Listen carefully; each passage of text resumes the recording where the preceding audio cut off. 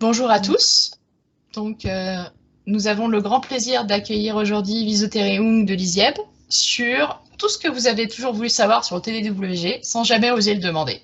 Et Visotere, je te cède la parole. Merci. Alors, je vais partager mon écran. Où est-il? Voilà.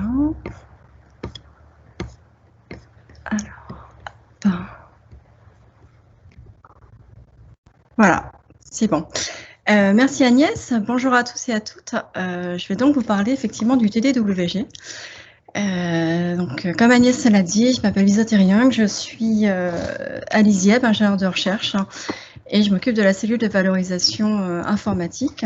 Et je fais également partie de l'équipe homologie, où je développe des recherches sur la biogéographie comparative, principalement sur le sud-est asiatique, mais également sur d'autres régions du globe. Je m'intéresse aussi à la notion d'homologie pour la biogéographie et je développe une ontologie pour les aires biogéographiques. Mais aujourd'hui, ce n'est pas du tout de cette recherche dont je vais vous parler. Je vais vous parler du Biodiversity Information Standards, ou TDWG, TADWIC pour les intimes, qui est un consortium international dont je suis la nouvelle secrétaire depuis le début de l'année.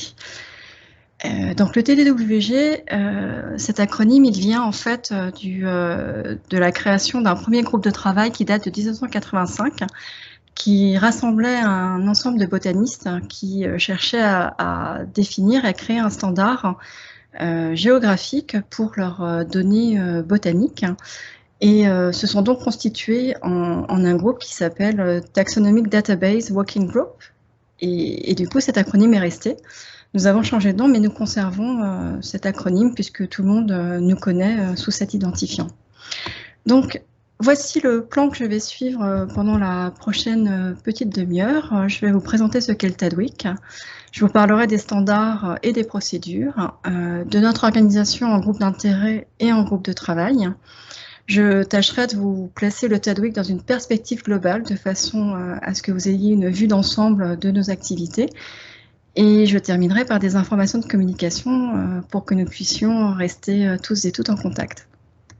Alors le TADWIC, qu'est-ce que c'est? Comme je l'ai dit, c'est un organisme international qui cherche à établir une collaboration internationale entre les producteurs, les gestionnaires et les utilisateurs d'informations sur la biodiversité. Et pour cela, nous développons, nous ratifions et nous promouvons des standards et des recommandations pour l'enregistrement et l'échange de données sur les organismes vivants.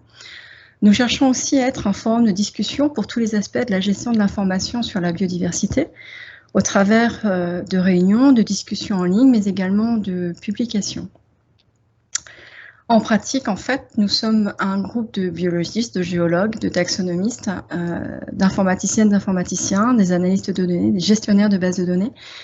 Nous sommes vraiment à l'intersection de plusieurs domaines, puisque chaque domaine a quelque chose à apporter aux autres, et le TADWIC a en charge de fédérer la circulation de cette information. En pratique, qu'est-ce que cela donne? Nous avons une structure de gouvernance qui est constituée par une direction, un comité exécutif qui, pour le mandat actuel, est constitué d'une présidente adjointe, d'une secrétaire, d'un trésorier. Nous avons des membres cooptés qui sont non votants. La coprésidente du comité de la programmation pour la conférence annuelle. Nous avons un coordinateur pour toutes les activités du TADWIC.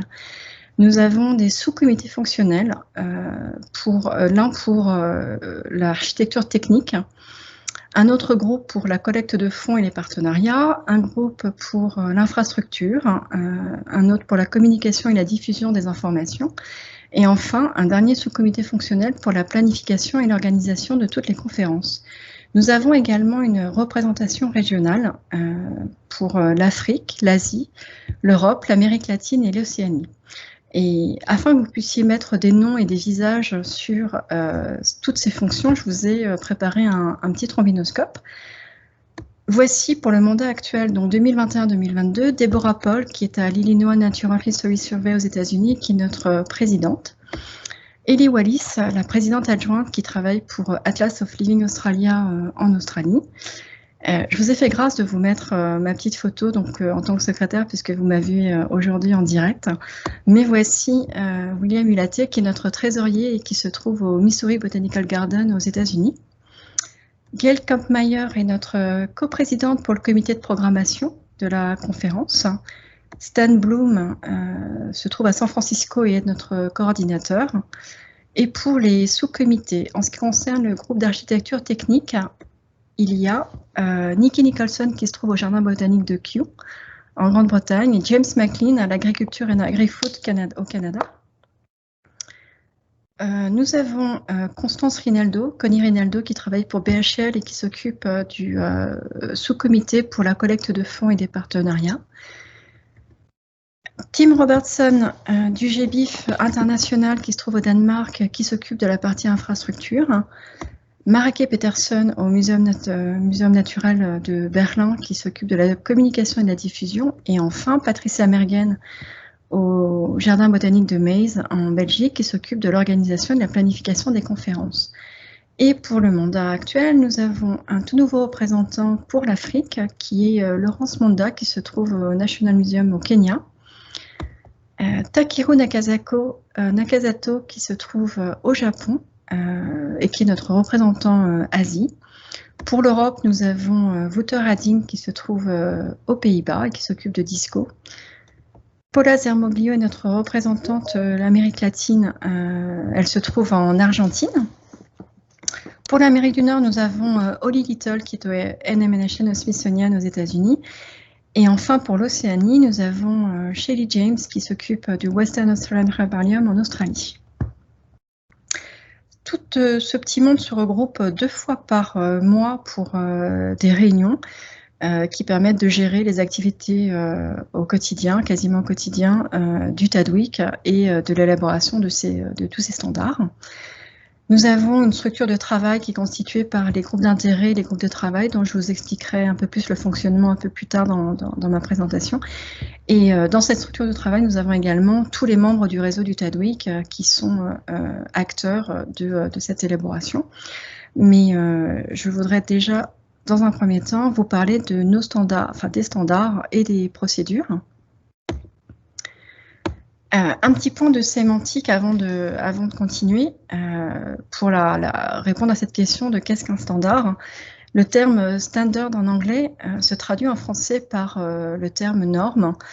Or, les normes sont des ensembles de règles qui sont établies par des organismes qui sont bien établis, légiférés et mandatés, comme par exemple l'ISO au niveau international ou l'AFNOR au niveau national. Mais en français, on distingue la norme du standard, qui est un ensemble de règles et de méthodes qui proviennent de groupes d'utilisateurs. Et donc, c'est dans ce sens que je garderai le terme de standard en français, parce que les standards du TADWIC émanent des groupes d'utilisateurs qui sont bien sûr référencés et reconnus, mais qui ne sont pas des structures légiférantes. Donc, si l'on regarde la définition de Wikipédia du standard technique, c'est une norme établie ou des conditions relatives au système technique. Le plus souvent, il s'agit de documents qui établissent des critères, des méthodes, des processus et des pratiques techniques uniformes. Alors, on peut distinguer des standards de données, qui sont des schémas de données universellement compréhensibles, avec, par exemple, ici au muséum, l'INPN, qui, dans le cadre du SINP, a créé un standard de données qui s'appelle occurrence de taxon, qui sert à définir un format national, donc une donnée élémentaire d'échange, qui est compatible avec les standards existants au niveau international. Nous avons également des standards de métadonnées qui permettent d'avoir une compréhension commune de la signification ou de la sémantique des données, qui garantit une utilisation et une interprétation correcte et appropriée des données par les utilisateurs et par les propriétaires. Dans notre thématique, notre domaine de recherche qui est l'informatique pour la biodiversité ou Biodiversity Informatics en anglais, les standards sont un des piliers avec les données primaires et avec les outils et les infrastructures sur lesquels peuvent se reposer les chercheurs et les chercheuses, les utilisateurs et les utilisatrices finaux, de façon à pouvoir produire une recherche qui va respecter les principes du FAIR. La recherche FAIR est d'avoir une recherche donc découvrable, accessible, interopérable et réutilisable. quelle est l'utilité d'un standard, enfin des standards? Je vous ai listé ici quelques points. Il y en a évidemment d'autres qu'on pourrait lister, mais ça me semble là les premières utilités importantes d'un standard. Si l'on part de jeux de données qui vont être complètement hétérogènes, qui vont être produits à partir de systèmes différents, l'interconnexion entre ces données et l'utilisation de ces données ne pourra pas se faire comme ça sans passer par une étape d'uniformisation et d'utilisation d'un standard. Ce standard va permettre de formater les données sur un même schéma et ça va permettre à la fois une vérification de la qualité de ces données, mais également un partage facilité de ces données et ainsi permettre une interopérabilité des systèmes qui utilisent ces données. Et au final, ça va permettre une analyse de ces données qui sera facilitée. Comment créer un standard au sein du TADWIC? Alors, tout ça part d'une idée, de plusieurs idées que pourrait avoir une personne, plusieurs personnes, et qui se groupent, qui se rassemblent dans un groupe d'intérêt. Ils forment un groupe d'intérêt qui se constitue ensuite en un ou plusieurs groupes de travail. Comme je vous l'ai dit, je vous en parle tout juste après, précisément pour le TADWIC. Ces groupes de travail vont créer des standards sous la houlette du groupe d'architecture technique qui va veiller à l'interopérabilité du standard avec les autres standards en action au sein du réseau. Ce standard va être déposé sur ce qu'on appelle un dépôt. Le TADWIC a choisi l'infrastructure GitHub pour conserver tous ces documents de travail et toutes ces informations. Donc ce standard existe sous la forme d'une ébauche qui nécessite une phase de ratification avant de pouvoir être diffusé en tant que nouveau standard du TADWIC. Lorsque ce standard est ratifié, il est mis à disposition de la communauté et il passe ensuite sous la houlette d'un groupe de maintenance, qui est un groupe d'intérêt particulier, qui s'occupe de maintenir effectivement et de mettre à jour ce standard. À ce stade, il est aussi possible de sortir du circuit les standards qui sont utilisés mais qui restent référencés au niveau du TADWIC. Alors, je voudrais faire un petit point particulier sur le processus de la ratification pour vous montrer que ce processus est assez similaire aux évaluations des articles auxquels vous êtes certainement beaucoup plus familiers. Comment se passe cette ratification? Alors, comme je vous l'ai dit, un groupe de travail va produire un document de travail qui va être proposé au comité exécutif, qui, s'il le valide, nomme un évaluateur principal pour se charger de l'évaluation de ce document. Cet évaluateur va faire appel à plusieurs experts extérieurs du domaine de façon à avoir une vision un peu globale de ce standard. Une recommandation est, suite à cela, éditée, fournie au comité exécutif qui, s'il le valide, propose un standard sous un nouveau format et le renvoie à l'évaluateur principal. À ce niveau-là va se passer une révision publique. Donc l'évaluateur principal s'adresse à toute la communauté, toute notre communauté, donc d'informatique pour la biodiversité, pour proposer ce standard et demander une révision de toutes les personnes qui auraient envie de mettre des commentaires sur ce standard. Une fois que cette phase de révision publique est terminée, une recommandation revient au comité exécutif et c'est à ce niveau-là que le comité exécutif ratifie ou non ce standard et le diffuse en tant que nouveau standard du TADWIC. Par exemple, à l'heure actuelle, il y a une extension qui est proposée au standard Darwin Core qui s'appelle Chronometric Age Extension et qui concerne toutes les données temporelles qui vont pouvoir être intégrées maintenant au Darwin Core. Alors, je vous parle du Darwin Core, j'imagine que beaucoup d'entre vous ont déjà entendu parler de ce standard. C'est un petit peu notre standard superstar au niveau du TADWIC parce qu'il est utilisé par le GBIF, le Global Biodiversity Information Facility. Mais nous avons également beaucoup de standards pour une description des objets et de toutes les données de la biodiversité, des observations et des collections. Nous avons notamment ici, je vous ai listé le standard ABCD et son extension EFG pour la géologie, qui permet de décrire les données pour les collections biologiques. Au sein du TADWIC, nous avons également créé toute une série de webinaires que vous pouvez trouver ici à cette adresse et qui vous donnent une introduction aux différents standards que nous éditons. Ça permet d'avoir une première approche et une première entrée sur l'utilisation de ces standards. Je vous ai mis ici un petit échantillon effectivement des standards les plus connus. Donc encore une fois le Darwin Core et ABCDEFG pour tout ce qui est spécimens et observations. Nous avons également un standard pour les données génomiques qui est édité par le groupe de travail Global Genomic Biodiversity Network. Le standard Audubon Core qui concerne les métadonnées de tout ce qui est médias de collection. Et effectivement, là, pour les collections, le Collection Description Standard. Alors, allons dans le vif du sujet des groupes de travail et des groupes d'intérêt du TADWIC, qui constituent, donc, comme je vous l'ai dit, la structure de travail de notre consortium. Les groupes d'intérêt sont de deux types, en fait. Chez nous, nous avons les groupes qu'on va dire normaux ou classiques, qui donnent une base de travail pour discuter des problèmes, des buts, de toutes ces idées qui auraient pu émettre en ce qui concerne les données de biodiversité, et qui va constituer la stratégie, mettre en place les méthodologies de travail et l'application des technologies pour répondre à ces questions d'intérêt général.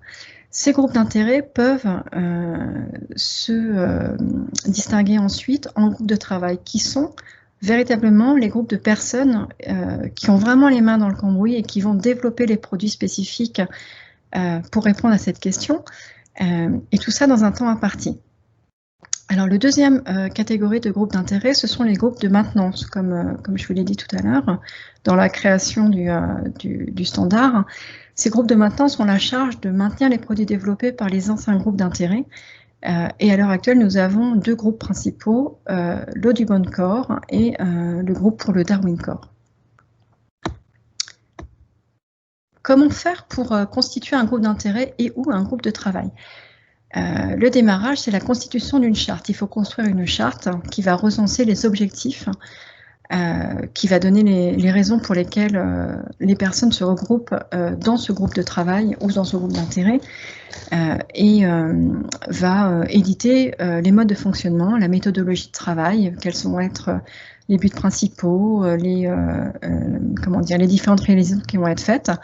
Cette charte va également rassembler, donner le contexte de la constitution de ces groupes, mais surtout le plus important, elle va indiquer comment on peut participer à ce groupe de travail. Donc, cette charte va recenser tous les liens de communication pour pouvoir participer, parce que tous nos groupes de travail, nos groupes d'intérêt sont ouverts à tout le monde, et il n'y a absolument pas besoin d'être expert ou experte dans un domaine particulier pour y participer. Si tant est que vous avez un intérêt pour une question biologique, pour une question liée à une donnée de biodiversité, vous pouvez juste assister aux réunions de tous ces groupes de travail, des groupes d'intérêt, voir comment ça se passe, et si vous pensez que vous pouvez apporter un petit morceau de votre expertise à l'élaboration et faire partie de ce processus de création, alors il ne faut absolument pas hésiter à contacter les personnes référentes qui sont les organisateurs, les organisatrices de ces groupes, et qui coordonnent les actions et les activités de tous ces groupes. Nous avons distingué deux catégories de membres dans ces chartes, parce que donc nous avons des membres principaux et d'autres membres, parce qu'en fait il est attendu des membres principaux une véritable action, un véritable travail, une implication forte dans ce groupe. Les autres membres sont des personnes qui peuvent juste être là, participer à cette création, mais on n'attend pas spécialement d'eux une participation active dans l'élaboration de ce standard, ce qui est le cas des membres principaux. Alors, au TADWIC, à l'heure actuelle, à cette adresse-là, communauté, nous avons listé 18 groupes d'intérêt pour différents domaines liés à l'informatique pour la biodiversité, que je ne vais pas vous développer ici, mais que je vous ai juste listé. Nous avons 12 groupes de travail à l'intérieur de ces 18 groupes d'intérêt qui apparaissent ici. Et voici par exemple juste une illustration d'une page web sur notre site de la forme que prend un groupe d'intérêt, ici les collection descriptions. Vous avez la liste des organisateurs et des organisatrices, les motivations de la création de ce groupe et évidemment comment participer, mais surtout ce que vous avez en direct sur le site web, c'est un lien vers l'espace de dépôt GitHub qui est ouvert à tout le monde et qui vous permet d'accéder directement à la documentation qui est mise à disposition par ce groupe d'intérêt. Ce qu'il faut savoir aussi, c'est que ces groupes d'intérêt, ces groupes de travail sont suivis par à la fois le comité exécutif qui va évaluer les chartes et les rapports annuels, mais qui également va structurer tous les groupes pour harmoniser au mieux les ressources et les priorités de notre réseau. Les activités sont également suivies par le groupe d'architecture technique dont je vous ai parlé tout à l'heure, qui donne une évaluation technique des chartes et des rapports et qui coordonne les activités de chaque groupe d'un point de vue technique. Voyons maintenant le TADWIC dans une perspective globale. Comme je vous l'ai dit, les standards, ici les deux principaux, mais évidemment tous les autres sont également utilisés, sont beaucoup implémentés dans des projets européens. Je vous en ai listé quelques-uns ici. Le GFBio en Allemagne, le Global Genome Biodiversity Network, ou encore le projet culturel Europeana qui implémente des standards du TADWIC. En autre exemple, ici pour des collections de géosciences, GeoCase, et évidemment notre utilisateur principal, le GBIF. Le TADWIC s'est inscrit dans une démarche vraiment de dynamique globale, de coordination et de participation collective. En juillet 2018, plusieurs membres ont participé à une conférence qui s'appelle le Global Biodiversity Informatics Conference et qui est ici, je vous ai mis ici l'adresse de la plateforme et qui est une alliance pour les connaissances autour de la biodiversité. L'idée était de proposer un mécanisme de coordination pour l'élaboration de feuilles de route qui seraient partagées. Et donc, ça émane de plusieurs consortiums, de plusieurs personnes. Toutes ces initiatives fournissent des modèles multipartenaires avec des financements qui peuvent être décentralisés et une gouvernance indépendante afin de combiner des ressources et de développer des solutions durables qui répondent aux besoins communs. Et le TADWIC s'inscrit dans cette perspective globale et dans cette action collective en coordonnant les actions et les services autour des standards au sein de cette alliance. L'ensemble de ces recommandations ont été ici concentrées dans un document qui s'appelle le Global Biodiversity Informatics Outlook, GBIO, qui va donner toutes les couches organisationnelles et les connexions entre les différents services. Et le TADWIC se trouve ici au niveau basal pour les standards sur les données. Alors pourquoi le TADWIC dans une perspective globale? Parce que nous participons aussi à la construction de systèmes distribués globaux qui sont des bases de données de biodiversité qui vont être globales, mais surtout reliées et interconnectées entre elles au travers de l'utilisation des standards qui sont édités par le TADWIC. Je vous ai ici listé certains consortiums que vous devez tous connaître. Encyclopedia of Life, Catalogue of Life, Bold System, on en parlait tout à l'heure avec Agnès, l'IPNI ou encore le BHL, Biodiversity Heritage Library, auquel le muséum participe. Le rêve, en fait, l'idée finale, ça serait d'avoir ici toutes les données interconnectées par le biais d'identifiants persistants, d'identifiants uniques persistants, qui permettent de connecter à la fois les producteurs des données, ici que vous avez tout autour de ce schéma, mais également les instances et les consortiums qui sont à l'intérieur. Toutes ces informations peuvent être reliées entre elles par le biais de la sémantique, qui sont ici symbolisées par les flèches. et qui donne une explication vraiment spécifique du lien et de la relation qui existe entre tous les objets de ce graphe. Et il est attendu à la fin de pouvoir extraire toutes les informations de ce graphe global de connexion de données provenant et des producteurs et des fournisseurs de données, mais également des consortiums qui les utilisent et qui les mettent en relation. Oui, donc juste pour... évidemment, tout ça, ça se fait par le biais de nos standards et un terme important qui est le vocabulaire contrôlé que l'on utilise dans le cadre des ontologies et de la sémantique. Le dernier projet dans lequel le TADWIC est intégré s'appelle Bicycle, et je sais que le muséum est également partenaire par sa participation au CITAF. Donc Bicycle est un projet européen qui vient tout juste de démarrer et qui a une durée de vie de 3 ans, qui comporte 16 partenaires, dont le TADWIC, et dont le but est d'extraire, de libérer, entre guillemets, les données qui sont liées à la biodiversité, mais qui seraient extraites de la littérature, qui pour le moment est encore un plan qui n'est jusqu'à présent pas exploité. Pour finir maintenant, restons en contact. Alors, comment faire ? Le TADWIC organise une conférence chaque année à l'automne et nous essayons autant que possible d'organiser ces conférences un petit peu partout dans le monde de façon à faciliter la participation des membres de nos réseaux, mais également de pouvoir susciter l'envie d'autres partenaires et d'autres scientifiques de par le monde.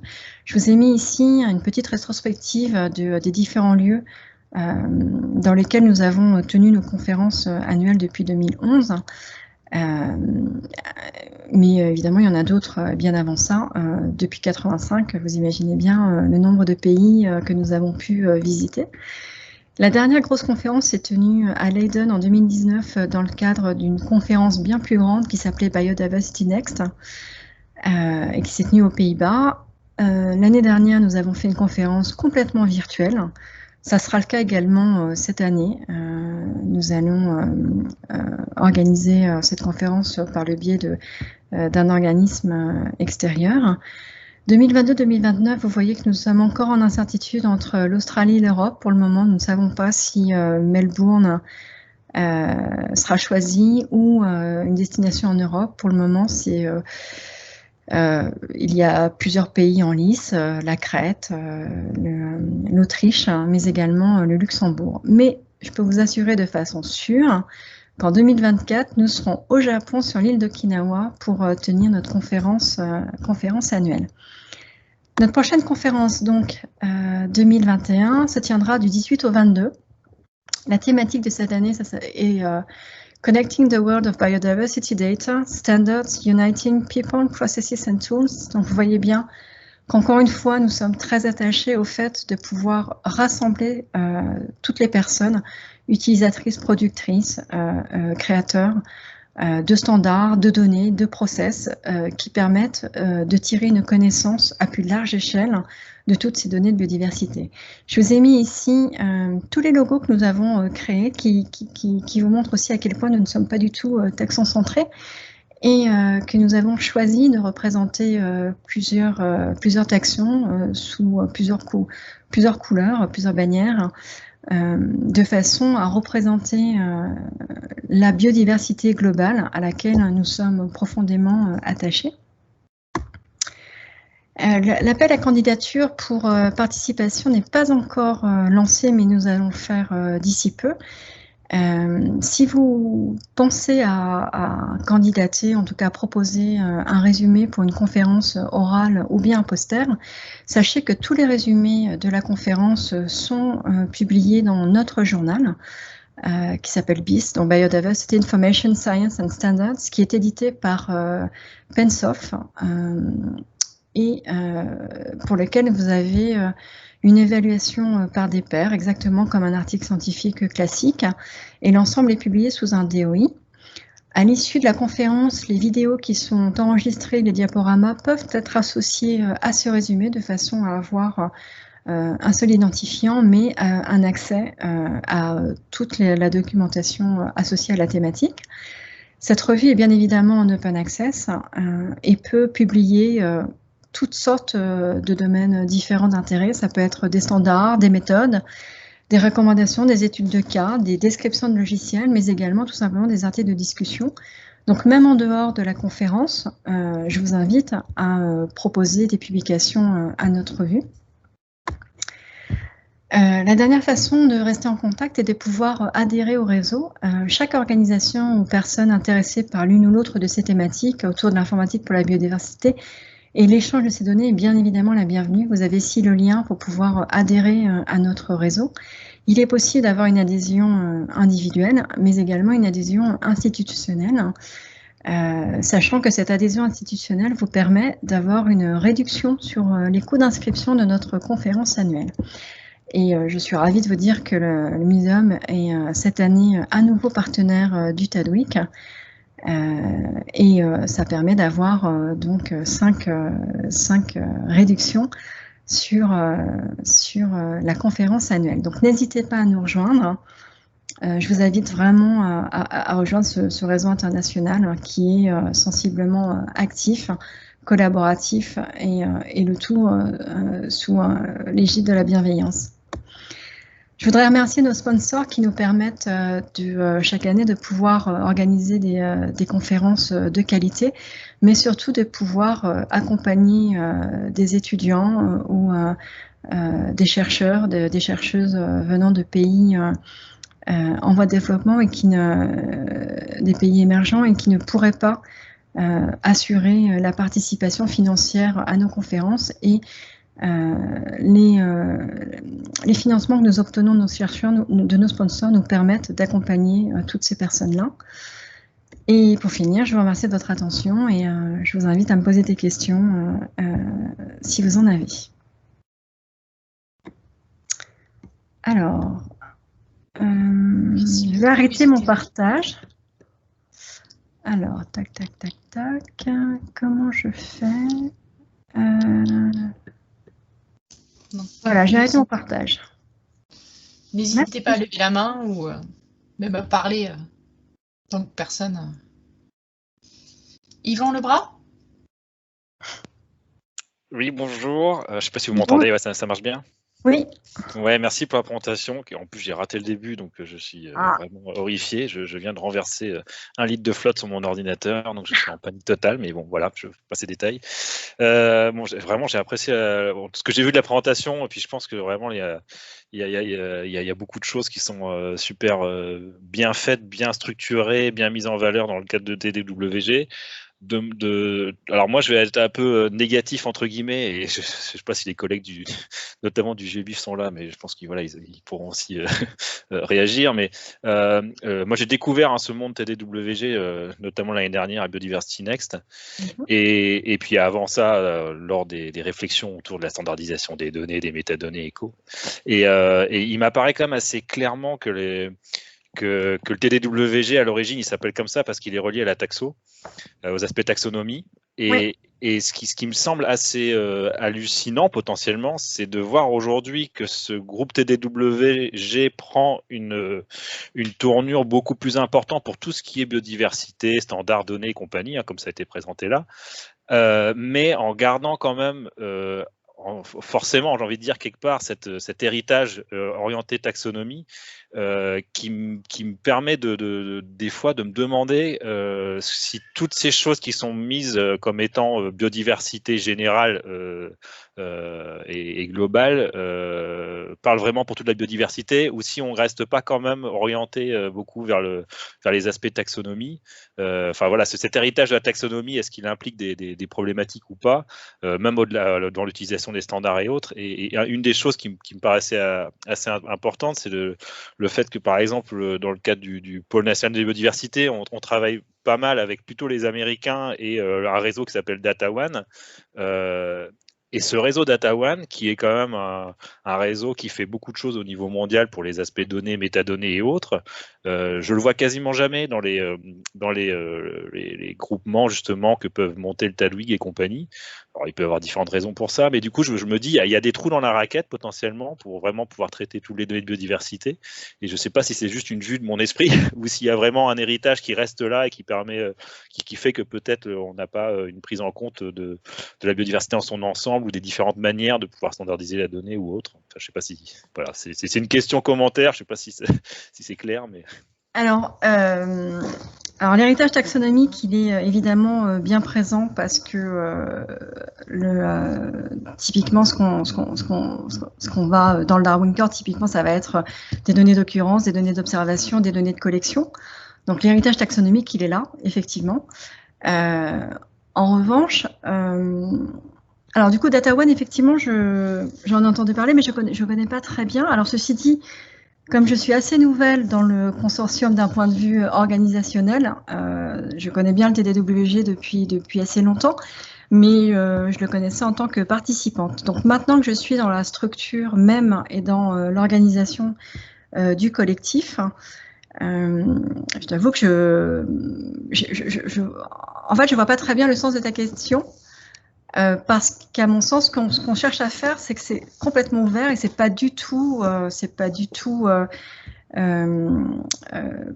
comment dire, on n'est pas sectionné en silo, on accueille tout le monde et effectivement, peut-être qu'il y a déjà des partenariats avec DataOne dont je n'ai juste pas connaissance à l'heure actuelle.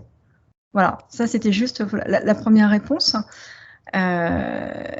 Et ensuite, moi, j'ai pas l'impression, au contraire, que ça soit si différencié que ça. Je pense qu'on essaye au possible d'avoir un collectif ouvert. Et ce qu'il faut quand même garder en tête, c'est que le TDWG est une organisation internationale qui n'est pas financée.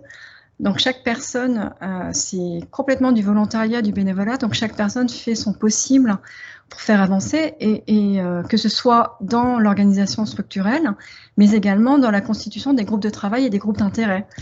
Donc effectivement, ça avance, mais ça va avancer voilà, au fil de l'eau en fonction des possibilités de chacun. Mais en aucun cas, ça n'est sectorisé ou séparé. Donc si tu es le bienvenu, si tu as envie d'intégrer DataOne et le PNDB dans le collectif, choisis un groupe d'intérêt, un groupe de travail, et tu es vraiment le bienvenu pour participer à nos réflexions. Je prends note. Merci de la réponse. Anne-Sophie Archambault? Oui, bah, du coup, c'est pour ajouter sur le côté GBIF, comme je suis la représentante du point nodal français du GBIF.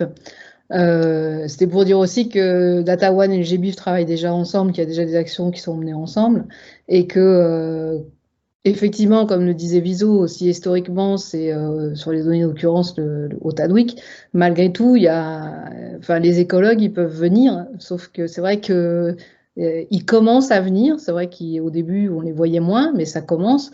Que Quentin Groom, il travaille justement, il voudrait bien justement travailler sur des standards pour intégrer dans le Darwin Core plus de choses d'extension liées à aux besoins des écologues. Donc il y a des travaux qui sont faits et il faut que les écologues viennent participer, quoi. Et justement là, il y a le Humboldt Core qui est en développement aussi, qui est tout à fait lié aux travaux des écologues. Donc je pense que c'est aussi les écologues français qui faudrait qu'ils viennent un peu plus, quoi. Voilà. Et parce que c'est facile de critiquer, mais quand on vient pas aider et travailler sur les sujets, bah, c'est un peu dommage. Voilà. Merci. D'autres questions?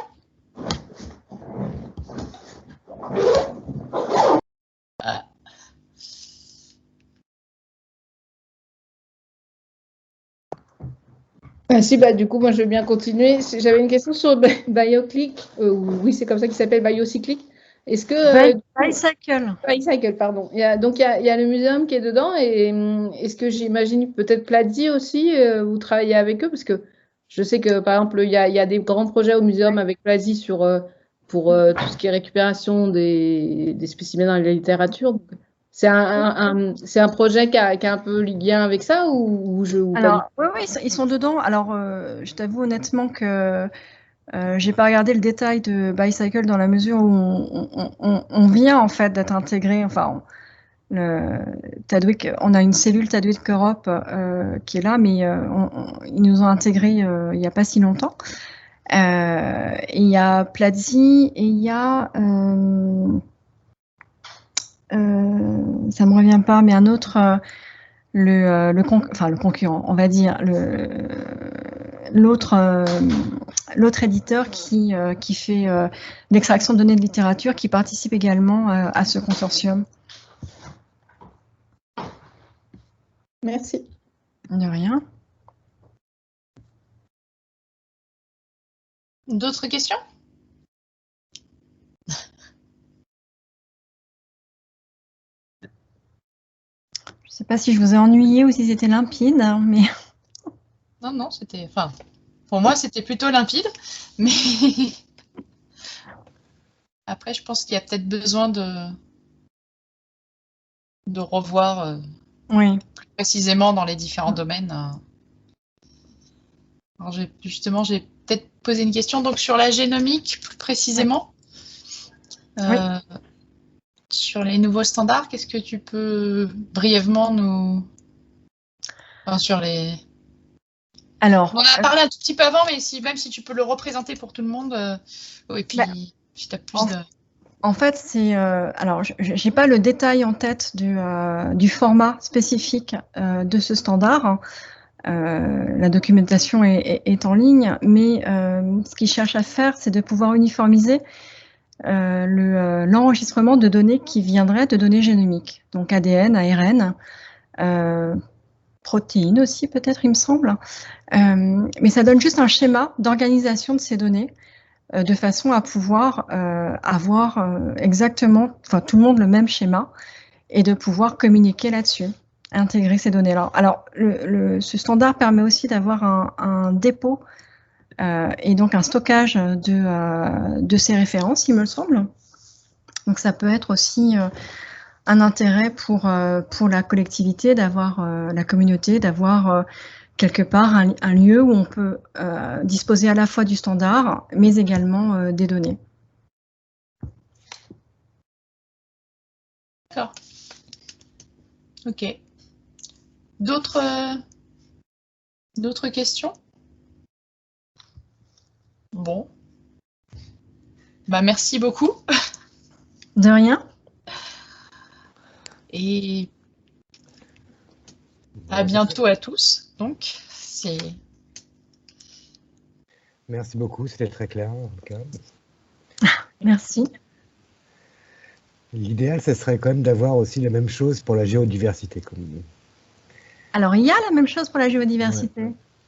Bah, il y a ABCDEFG fait par les Allemands, c'est ça, mais il n'y a pas d'intégration dans le Darwin Core, mais en même temps, c'est pas de la biodiversité, donc...